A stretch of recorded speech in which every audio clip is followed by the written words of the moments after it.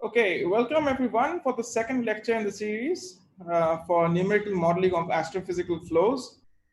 In this lecture, I'll primarily demonstrate the workings of this code Pluto and give you a brief overview of what you can do with Pluto, how to set up and configure Pluto, so that you can start using it essentially after you have a look at the manual yourself. So this is supposed to give you a kickstart so that you can sort of start doing simulations on your own to learn and understand basic fluid properties.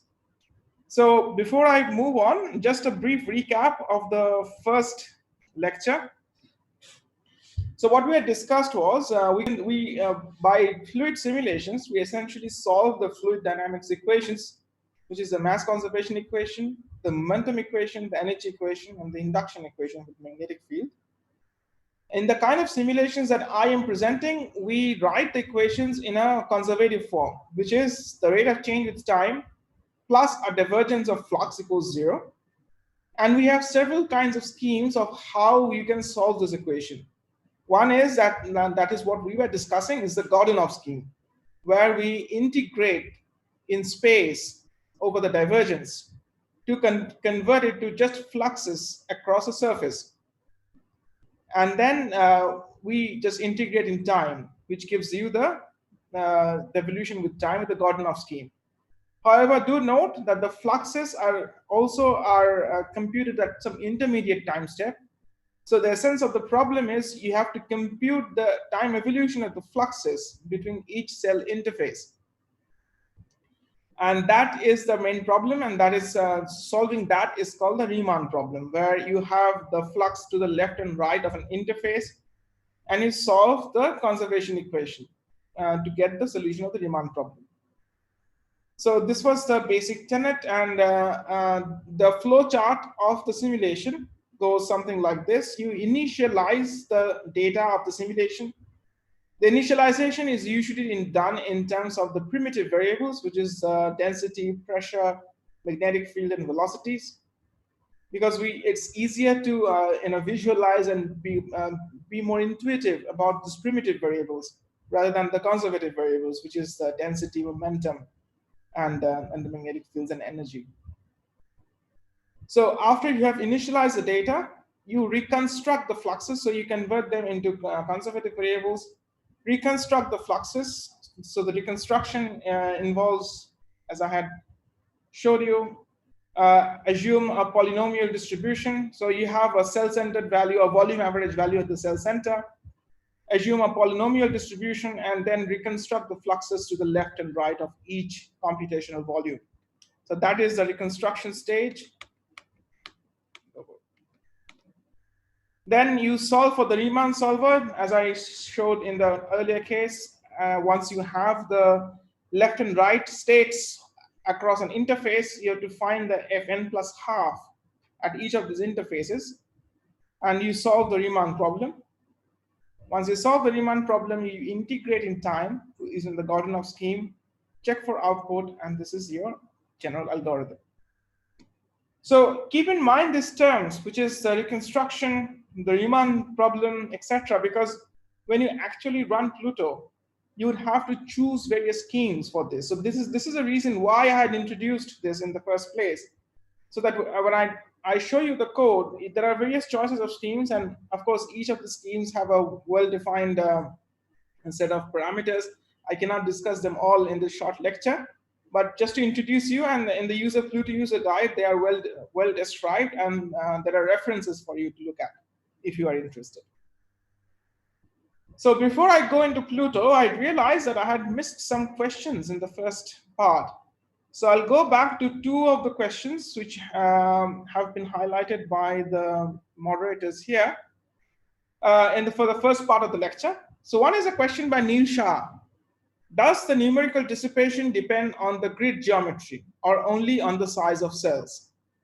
Now, this is an interesting question. And the answer is it depends both on the grid geometry as well as the size of cells. So, of course, the smaller the size of cells, the less the dissipation, more accurately you're describing the variation of the quantities in your solution. So that's a given. The way it depends on the geometry is, so for example, I give you an example of you try to simulate a spherical outflow on a Cartesian grid. So the nature of your grid demands a square type evolution. So evolutions along the cardinal axis are well represented. But when you have a sphere, you have a curve in the sphere, and those curves are not well approximated. So that leads to numerical dissipation. Additionally, there are other kinds of grid geometries where the size of the cells keep on increasing with distance. For example, in Pluto, you can design a grid where each subsequent cells, the size of the cell increases logarithmically. So that's called a logarithmic grid. Or you can have a stretch grid where the size of each cell increases as a geometric progression, starting from an initial value of the cell. So the reason for doing that is maybe you want more resolution in the central parts, but less resolution on the outer sides. So these are different kinds of grid geometries. And of course, playing with the size of the cells induces more dissipation. Ideally, we always advise that you put square grids, square or cubical grids in 3D and square in 2D, because that is so in your X and Y axis have similar kind of numerical dissipation. Otherwise, it becomes messy. If you look at the linear order perturbation theory and find out the dissipation at different directions. So that is, I hope that answers your question. Both are important. Ishita Chatterjee has asked, what is the difference between E and U? So this is related to the this slide. My apologies, I did not really clarify this. Rho density times E gives you the total internal energy density. U is just, again, the internal energy of a system, but this is the volume, total internal energy, not the density. So E is the internal energy density, U is the total internal energy in a given volume. This is the way it's usually mentioned in the thermodynamic textbooks, and that's why I use the variable U here. So it's easier to connect from the thermodynamical point of view how you derive the equation of state. I hope that also answers the question. Ishita had a few other questions, but I think I had already answered them. She was a bit confused regarding the spatial and centered differences, and I had made a mistake in mislabeling the forward and the centered differences. So that takes care of the factor of 2, which Ishita had asked why there's a factor of 2. Anyway, so I'll come back to the YouTube questions later on at the end of the session. So moving onwards.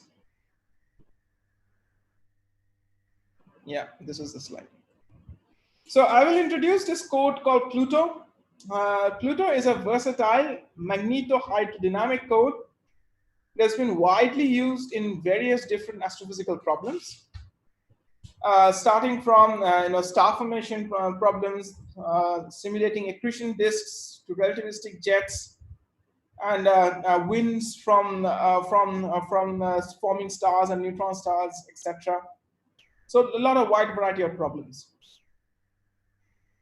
The main advantage of Pluto that I find is it's very modular and well written. So it's very easy to use and add your own modules onto it. It's easy to understand in that sense. It has multi-physics modules. One of the core strengths of Pluto is simulating relativistic outflows, special relativistic outflows. It doesn't have GR yet. Similar other codes like Pluto are ENSO, Ramses, Flash, Astrovare, VAC. All of these codes are similar in their basic skeletal structure. They're all based on the Godunov scheme, employ almost similar kind of schemes such as Riemann solvers, etc., as I'll show you now. The main difference is what is the ease of use and what is the main targeted usage. For example, ENSO and Ramses are mostly used for large-scale cosmological simulation, simulating galaxies and large-scale structures. For that reason, there are a lot of subroutines in ENSO and Ramses which have well-defined how you set up the problem of large-scale simulations. Flash, on the other hand, was primarily built to study supernova explosions. It is also very widely used, now, and lots of different. So one of the key component of Flash is actually the self-gravity module. So it can solve for the Poisson equation and solve for the gravitational potential. Similarly, AstroBear and VAC are also important codes, interesting codes that are. AstroBear is quite new, VAC is old. So Pluto can be freely downloaded from this website, pluto.ph.unito.it, maintained by Andrea Mignone. Andrea is the primary author of the code, and you just have to register and then get a copy for yourself. So these are steps. So I will go actually by the, so I'll go back and forth between my slides and the Pluto user guide, because I think it'll be much intuitive for the participants for me to get them through the user guide. So whenever I look at Pluto, for a new user, what I always advise is they start with the chapter 0. Please excuse me, there's a lot of drilling going on. There's a lot of noise.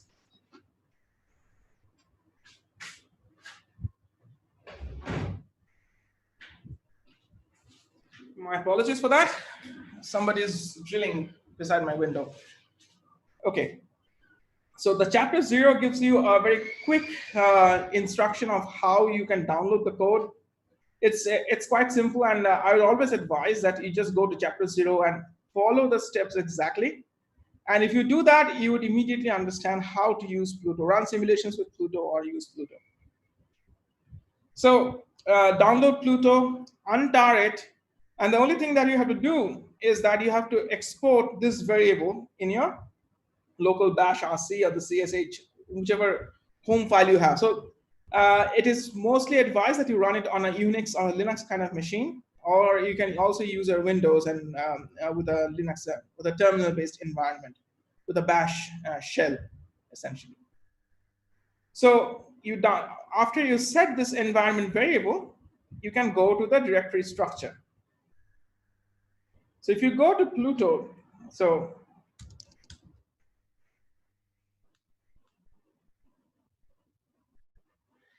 if you go to Pluto, so cd $Pluto dir, these are the files that you see. So one is the doc file, the doc directory, which has the user guide. One is the config directory. I will come to it later. The SRC, this part, the SRC, has the source files, Pluto source files. I would always advise that you have a look into it, but normally you would not have to change anything. The main starting file of Pluto is the main.c. So this is the starting file of Pluto. It goes through the initialization of various other parameters and then starts the main loop. It's a quite small file because it's all just linked to different subroutines, and all of it is taken care of internally. Now, normally you don't have to go inside SRC unless you have a specific problem and you know what you're doing. Then there are several test problems. So I will discuss a few test problems today. And so Pluto has different kinds of physics modules. Let me go into the Pluto physics modules of the user guide. Yeah. So it has the basic hydrodynamic module, where you just solve for the density, momentum, and the energy without magnetic field. It has the MHD module of the magnetohydrodynamic, where you add the magnetic field onto it. Adding the magnetic field has its own problems because controlling the divergence B equals 0 is quite problematic. And we have to employ extra numerical schemes to control the divergence B condition. So there are few such things available in Pluto, 3 options: 8-way formalism, hyperbolic divergence cleaning, and constraint transport. I will not discuss this in detail because this will take more time, but just giving you an overview of what are the options available. Usually people use the hyperbolic divergence cleaning. What it assumes is you create magnetic monopoles, but these monopoles are decreased in value as you integrate in time, and they are advected away from the domain of calculation of the Pluto to the boundaries. Constraint transport is a completely different way of devising the grid structure of Pluto, where the magnetic fields are not at the cell centers, but at the phase centers.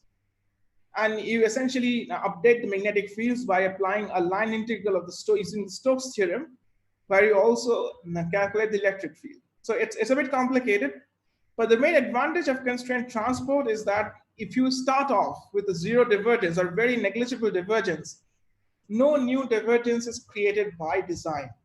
The divergence freeness is ensured and maintained. So that's the basic good thing about constraint transport. Of course, since the grid structure is different in constraint transport, it's quite difficult to handle, especially if you have complicated boundary conditions. Again, I'm not going to go into that. Have a look at it at your leisure time. So then there is this relativistic hydrodynamic module. Here, what we assume is a Minkowski spacetime. It's a normal flat spacetime.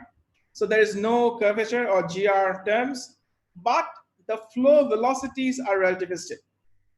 So in that case, you have a special relativistic flow, which is applicable, for example, for jets from supermassive black holes or jets from GRBs, etc. Pluto was mainly designed to study jets from supermassive black holes. So these are the equations of the relativistic hydrodynamics. Again, not going into it. And then finally, you also have the relativistic hydrodynamic MHD module, where you have magnetic fields along with relativistic flows. So these are the basic physics modules that are available.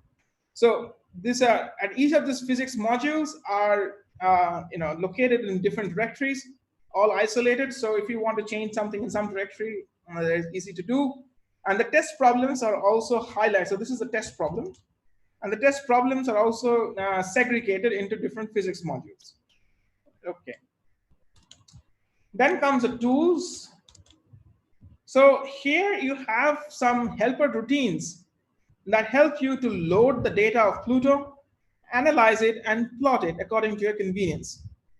The basic, the primary routines of Pluto are the ideal routines. So ideal is interactive data language.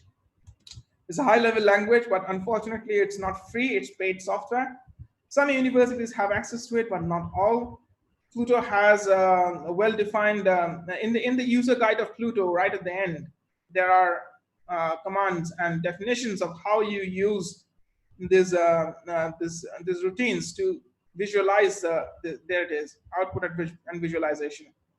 So there is a section, chapter 12, where it's well described how you use different data formats to visualize the data of Pluto. And then because to do some analysis, you have to work with the data. So there is GNU plot, there's IDL, how to view visualization of IDL. Essentially, what I will advise is if you are willing to work with it, just go to any of those routines and look at the header files, because a header is always usually well documented. Ideal is not free, so that's why Pluto now has a Python interface, which is called PyPluto. Again, it's well described how to use PyPluto and how to install it. I will not go into the details of that. What I would just remind you is there is this interesting directory called the examples, where the authors have put in several standard example templates of how they have used PyPluto. For example, if you open the jet.py, you'll have some list of commands of how they load the data of Pluto. This is called pp.load. This loads the data from a directory. Display creates a 2D color map and then saves the figure. So it's all here. I would strongly suggest that if you're interested in using Pluto, go to the examples and look at some of the example files and learn from them. So this was the basic directory structure of Pluto. Okay. So now is the setting up of a standard problem. So here I will show you an example that I have already sort of prepared for a blast wave. So if you want to start off using Pluto and try to create a new problem, the first thing you have to do is run a setup.py. So it's all again given in the user guide. I'm just going to repeat the steps. You don't need to note down or write down. It's all in the user guide. So just follow it was best if it was done in a tutorial fashion, face to face. Unfortunately, that can't happen. So you run the setup. So you have already defined this Pluto dir variable. as I had mentioned earlier over here, explode Pluto dir. So this shell variable has been defined. And then inside your Pluto directory, there was a setup.py. So once you, no, you have to run it with Python. Oh, I forgot to mention that Pluto requires Python 2.7 and not Python 3. Unfortunately, we are yet to port it to Python 3. So once you start the problem, so this is a helper. If you can't see, let me, okay. So this is a helper GUI version of the Python interface, which allows you to choose certain schemes based on the problem that you're trying to solve, and then creates the initial files. So Pluto does it on your own. So you can start from any directory. You don't have to use the Pluto directories. You just have to define the Pluto dir directory, the environment variable. So you first click the setup problem. Now there, as I discussed, there are several different physics options. HD is, so let me run through it. I change it with the arrow keys, left and right arrow keys. So left and right. So it starts from hydrodynamic, relativistic hydrodynamic, MHD, RMHD, and cosmic ray transport is a particle-based module and reflection. So in this problem, we are going to do MHD or magnetohydrodynamics.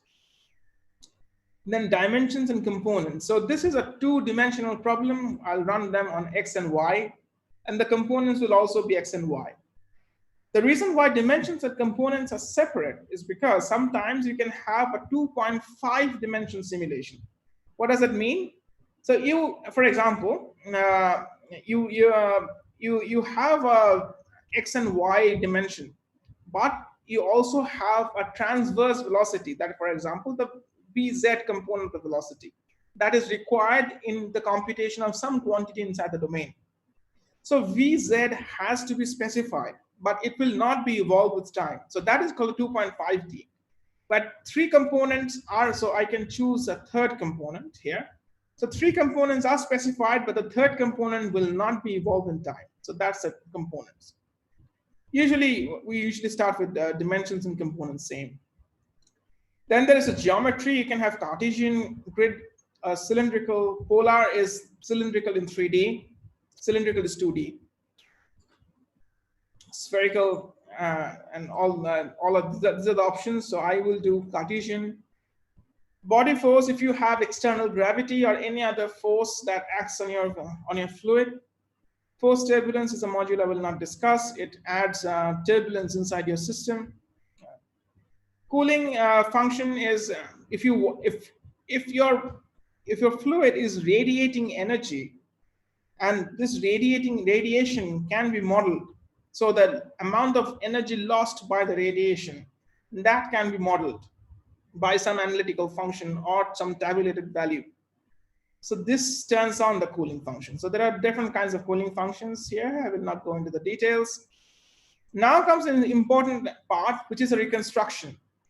See, the reason why I had mentioned this step was piecewise constant. So if you remember, your computational volume has been divided into finite regions or cells. And as I had mentioned to you, what you really want to do in the Godunov scheme is compute the fluxes at the interfaces.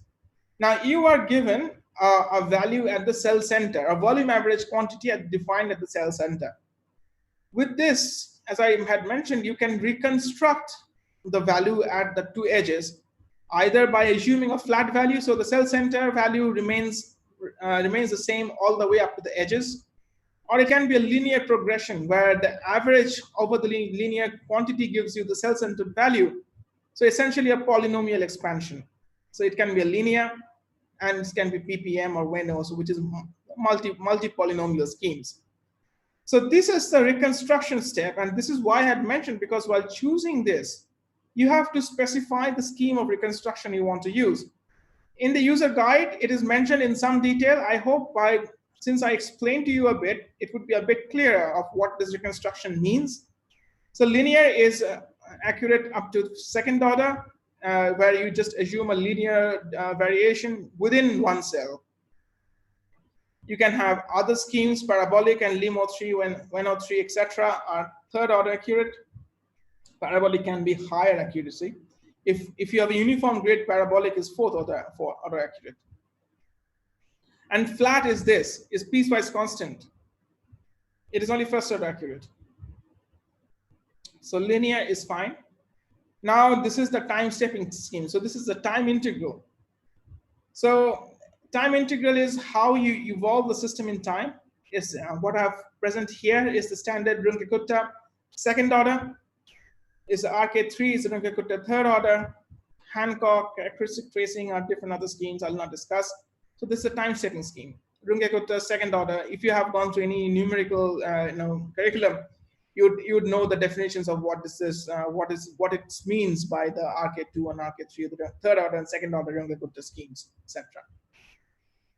Now, dimensional splitting is also another interesting concept where if you have a multi-dimensional system, you perform the integral along the x directions first without bothering about the y direction.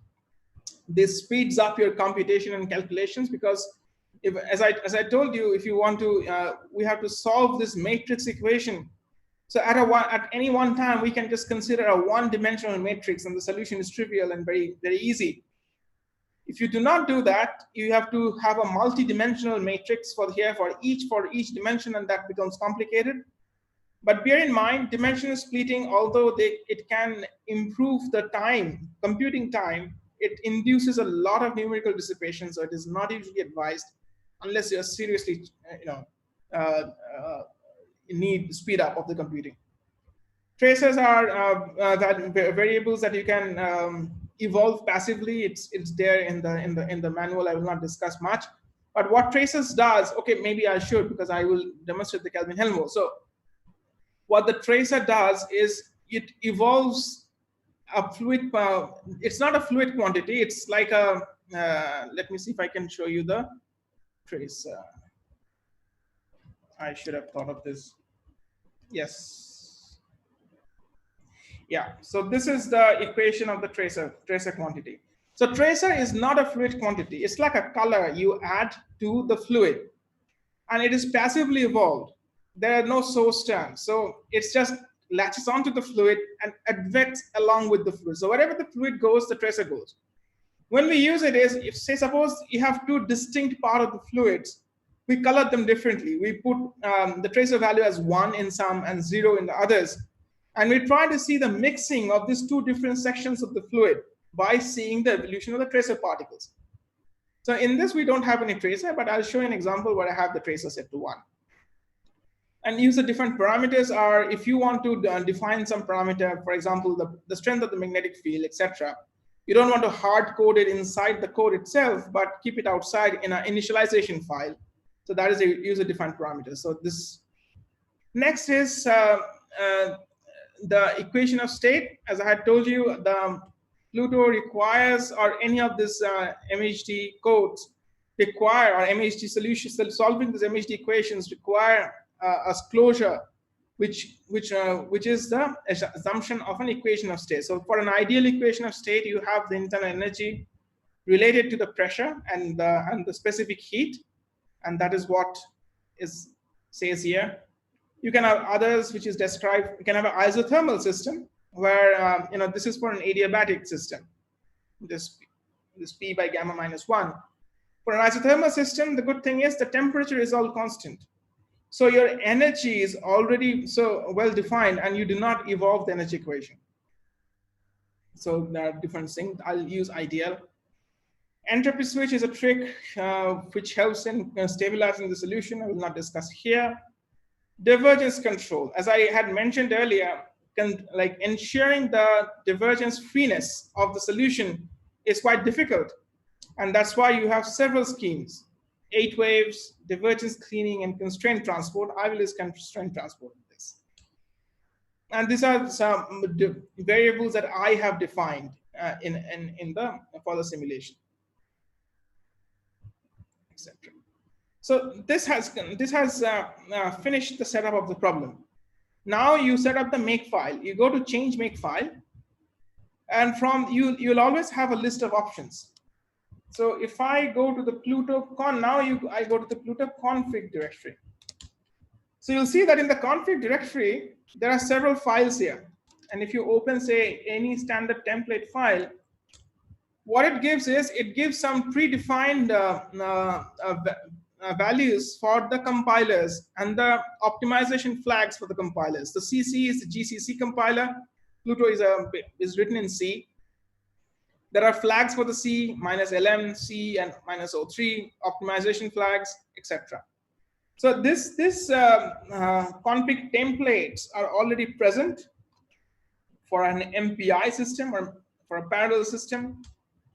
You have the compiler, which is MPICC, etc., etc. So while choosing this, the same options appear here. You choose one of these files. I will choose MPI linux.gcc.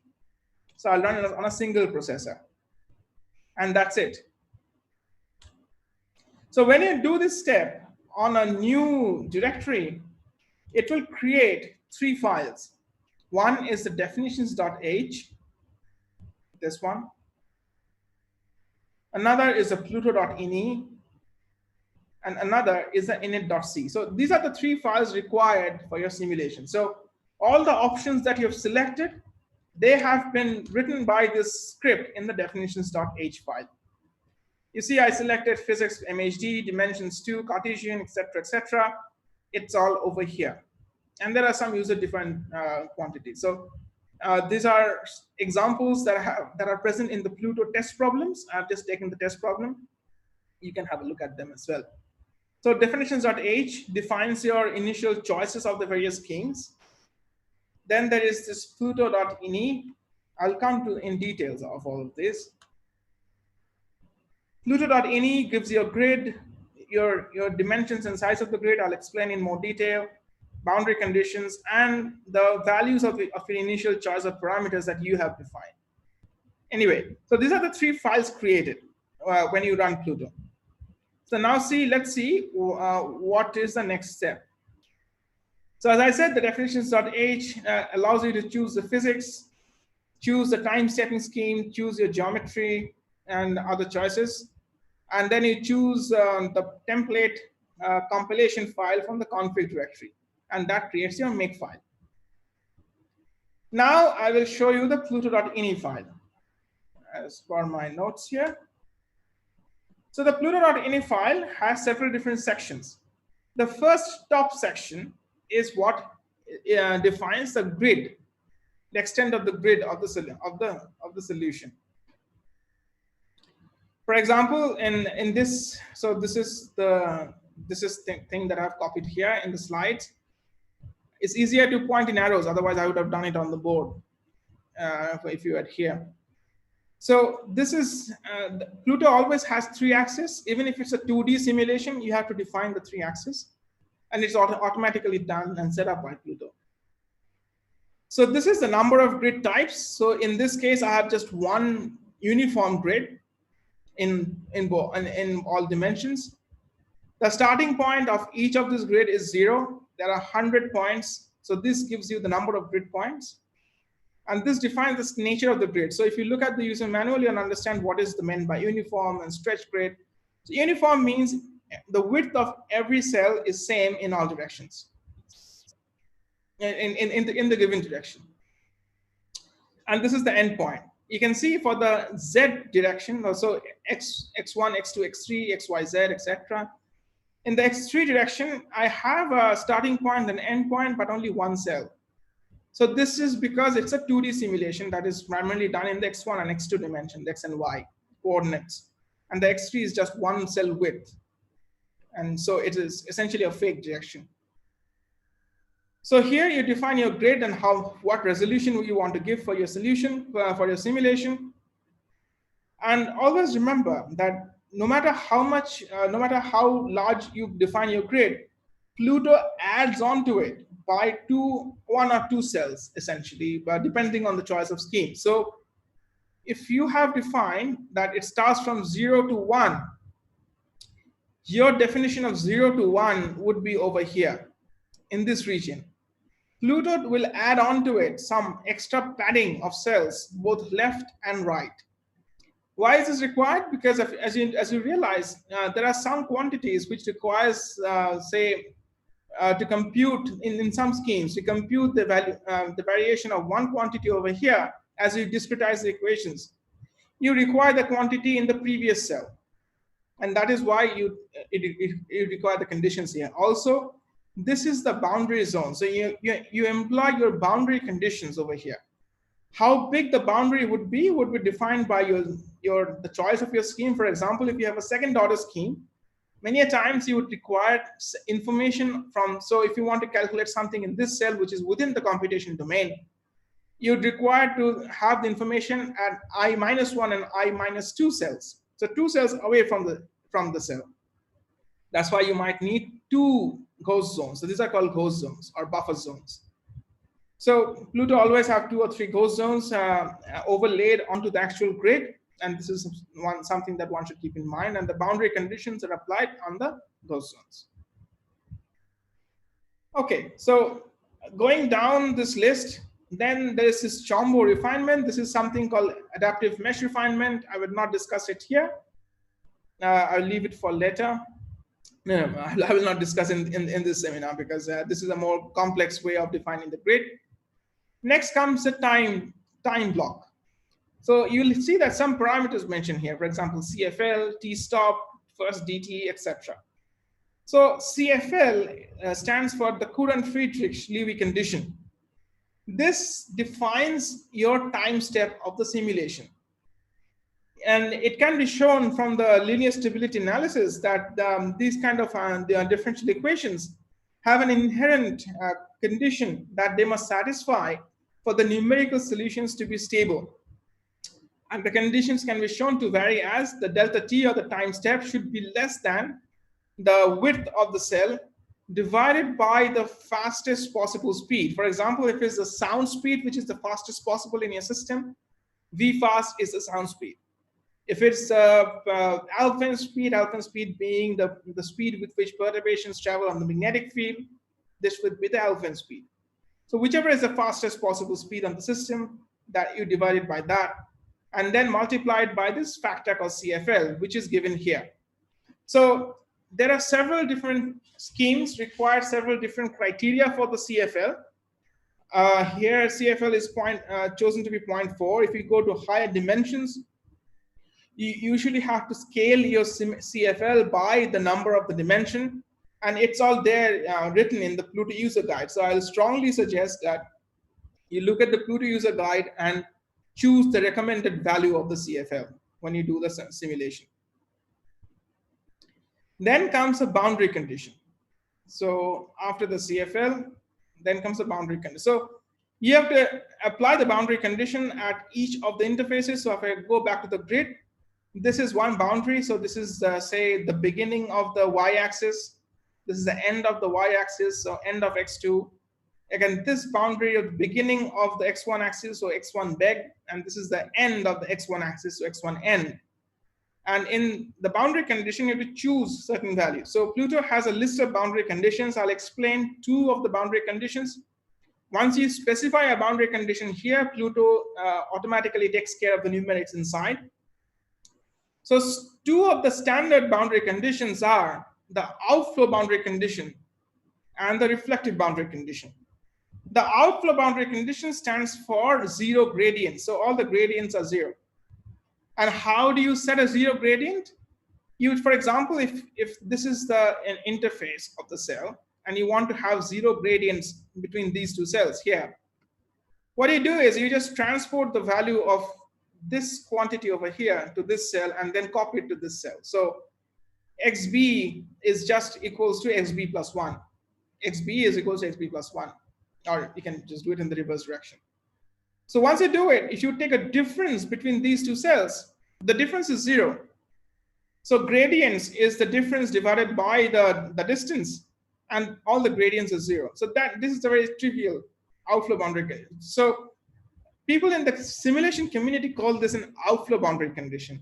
What it actually is a Neumann boundary condition from the mathematical point of view with a 0 gradient. And the reason why it's often called outflow is, as you can see, the value of this grid is just flowing out outside the domain without any change. That is why intuitively it is called an outflow boundary condition. Next is a reflective boundary condition. So what happens if sometimes you want to place a hard wall here, so the velocities when they come here would be reflected back. So what you do is, you, for the normal components of the velocity and magnetic field, you just reverse the sign.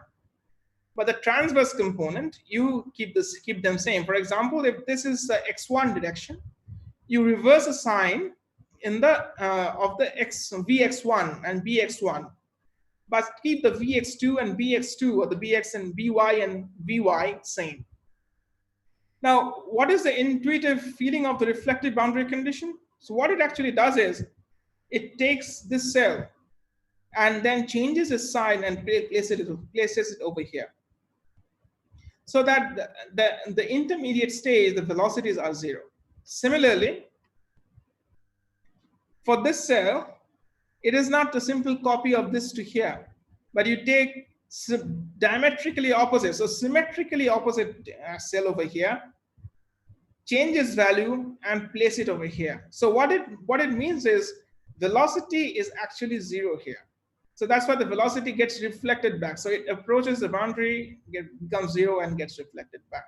So that's what it calls as symmetrizing the velocity, and that is what is meant by reflective boundary condition.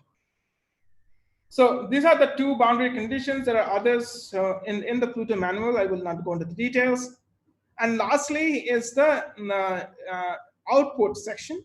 Again, it's all described. So there are various kinds of output options available. DBL is double precision, FLT is float precision, other formats such as VTK, PPM useful for visualization. The first entry over here is the interval after which the code will give an output. Now the code runs on time, based on time units of the code, and it will give the output based on, so if it runs from 10 units, it will give an output at every 1 unit. The second column is usually kept negative, but if it's turned positive, then after every step of the simulation, it will give an output. You can put 10 here, so it'll give an output after every 10 steps of the simulation. I think, and of course, there is the initialization file, init.c.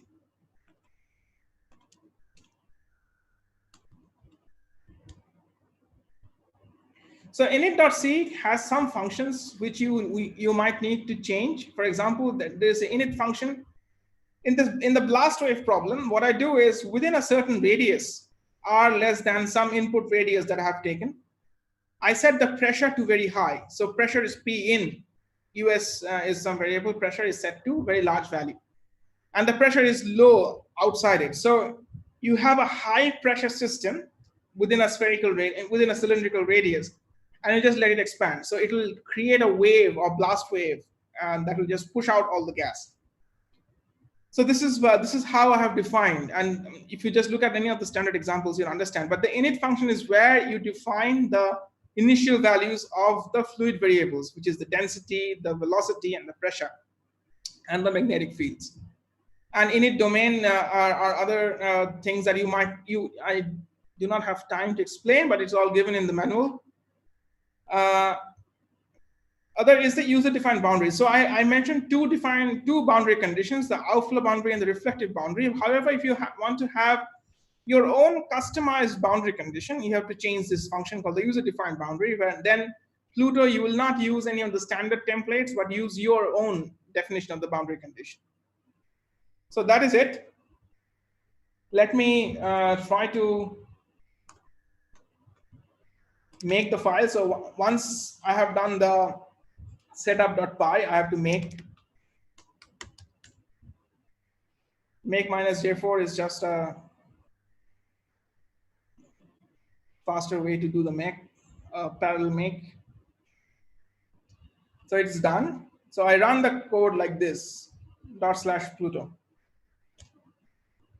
You see it's starting to run. Now it will finish soon. What I wanted to point out here is, as the Pluto runs, you'll see, this is the log file of the Pluto. So it first gives you a print of the standard choices of the parameters, and then these are the output of the log file. So briefly explaining this, so t is the time of the solution, dt is the time step of the solution, and the Mach number gives you the maximum Mach number. Mach number is defined as the velocity divided by the sound speed, and this gives you the maximum Mach number inside the system. Now, if you have extremely high Mach numbers, that means your code has encountered very strong shocks, and there are maybe some issues somewhere. So it has ended the simulation, so I can visualize the system. So I have already run the simulations and visualize them. So I will not run too much. I'll just directly open this Python file and show you the results. So this is the result of the simulation. So I had performed the simulation with 2 different magnetic fields. So as I had told you, this was a blast wave problem. So I had started off. So let me, so this is loading the first.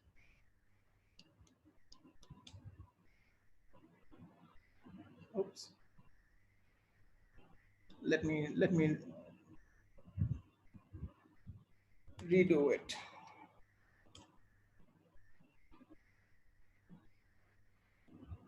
Yeah. So this was a blast wave problem. So it was a spherically expanding shell, and there was magnetic field inside it. So I had put a longitudinal magnetic field. These strips are magnetic field lines, and this was a weak magnetic field. So the blast wave just gone on its own way and has almost retained the spherical structure, except for this few wiggles here, which comes from the fact that I'm running a spherical simulation or a circular simulation in a Cartesian grid. And this is the reason. This is called a carbuncle instability. However, in this simulation, what I had done was I had increased the strength of the magnetic field. Now, as you can see, as the shell tried to expand on the 2 transverse directions, the magnetic field sort of kept it inside and prevented its expansion. However, along the magnetic field, there is less pressure. There is less deformity. It has to deform. It does not have to deform the magnetic field. So there is less resistance from the magnetic field. So this blast wave is retaining a spherically symmetric shape, but this is not. So this is the interesting part of this blast wave problem, where the magnetic added pressure of the magnetic field deforms the evolution of the shell. So this is one example that I wanted to show. Another example is slightly behind, but that's okay. Maybe I'll just show the Kelvin-Helmholtz. So what I had done here was,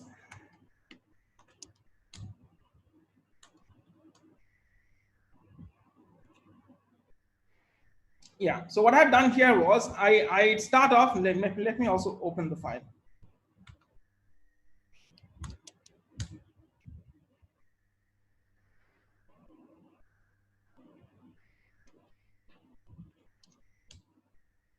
Yeah. So I have a domain here like X and Y.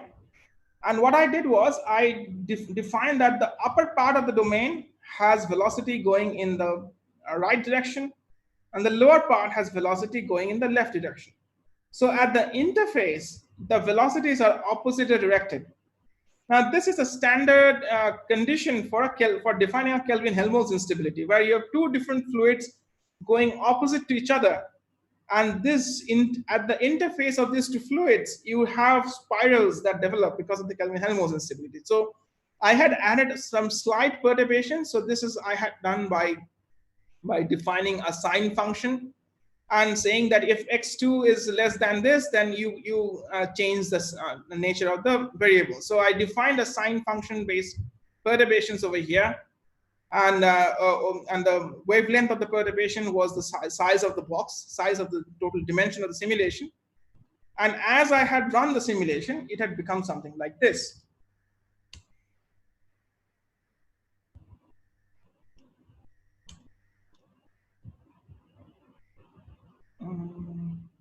One moment.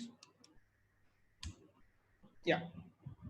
You can see that it has started to show these wiggles over here.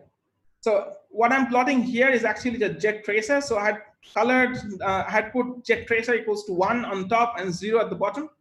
And as you see, as the fluid had moved and evolved in time, it had picked up the circles over here and these eddies and vortices. And this is a very typical example of a Kelvin-Helmholtz instability, where you have these vortices coming up. And these are often seen in astrophysical scenarios. Now, I had performed a similar experiment, but with a strong magnetic field. Now, this time I had detected the magnetic field along the fluid direction. So after I had evolved, so this is at, so you can see I'm loading the 10th data, and the 10th data gives these wiggles over here. Similarly, for this, with a strong magnetic field, as I load the 10th data, which is at the same time, you do not see anything. You see slight perturbations growth here, but there's nothing. So what happened here was the magnetic field was directed along the x-axis. So in order to form these eddies, the fluid would have to deform the magnetic field. And the magnetic field provided backward pressure onto it because it did not want to be deformed, because there is a magnetic pressure in the fluid equations. And that gives extra stability. So these are the kind of things that we want to study when we want to do fluid simulations, is the effect of different fluid variables and parameters, and how they can enhance instabilities in some cases, reduce instability in some cases. All of this can be found out by the linear analysis and can be computed analytically by comparing the growth rates. And it's computed in the plasma textbooks, where it has been shown that with the strong magnetic field, the growth rate sharply declined, but it depends on the direction of the magnetic field. Suppose I had directed the magnetic field coming towards me, that is the z-axis, x and y, and the z-axis. Then it can be shown with similar kind of simulation that the fluid in the Kelvin-Helmholtz will still develop. This is because the magnetic field is coming out of the plane of the paper, and so it is the fluid does not have to do much work in deforming in the magnetic field. So there is no deformation of the magnetic field that's involved. It's only when the magnetic field is parallel to the flow direction, that is when you have the reduction in the growth rate of the instabilities. So these are the two cases I wanted to demonstrate. I hope I given you a brief overview of how to use Pluto and what are the basic things involved when you run simulations like this, so that you feel some level of comfort if you are ever willing to go into simulations and try to take some textbooks examples as you study fluid dynamics or plasma physics, and you can actually demonstrate and simulate them on your own. I will end the lecture here, and I would ask you to raise your hands and ask some questions, if you may. I would also see if you have questions in the Zoom chat, as well as the YouTube questions. So there are no YouTube questions so far. I can see some questions in the Zoom chat. And if you would want to ask those questions, please raise your hand.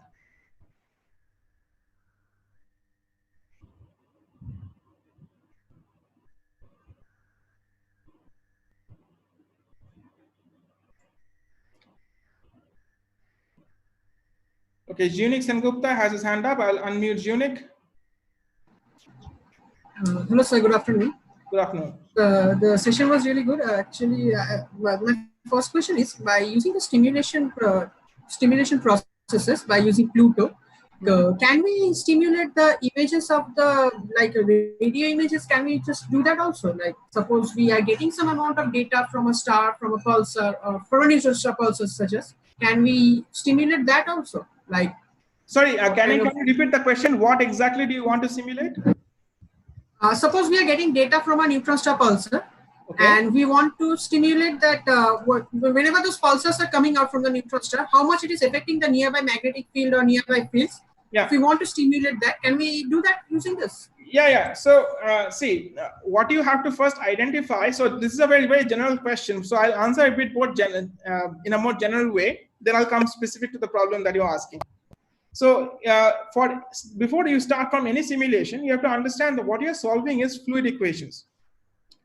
So if you are trying to simulate an actual astrophysical scenario, first of all, list out all the physical processes that are involved.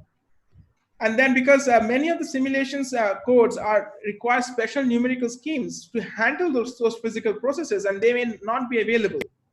You have to first identify those, and then if it's not available, you have to think of how you want to incorporate them. So essentially, what you do is you solve the evolution of the fluid quantities, density, pressure, etc. Sometimes you might have to include additional things like radiation. That may not be directly available. Pluto doesn't have radiation pressure included in the free version. There is a version available with the developers. We will release it soon. But so first thing I would suggest is you list out the physical problems, the physics of the problem that you want to address, and then try to see whether you can approximate some of the physics by some numerical scheme or some numerical trick. It's always not advisable to do the exact physics because that will bog down and make you slow down the code. And what you might want to see the evolution of some quantity at some time scales where the physics of something will drastically reduce the time scale, and maybe that is not more important. So regarding the pulsars or something, what you have to understand is you have to somehow translate your fluid variables to a radiation pattern. Now your pulsar in themselves have relativistic electrons and protons or positrons coming out.